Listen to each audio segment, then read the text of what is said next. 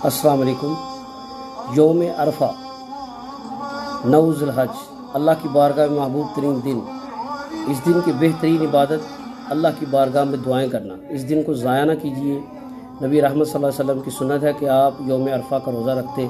सही मुस्लिम में है, आपने फरमाया मुझे उम्मीद है कि यौम अरफा का रोज़ा 1 साल कबल और 1 साल आइंदा जो आने वाला है उसके गुनाहों का कफ़ारा है, यानी 2 सालों का कफ़ारा है।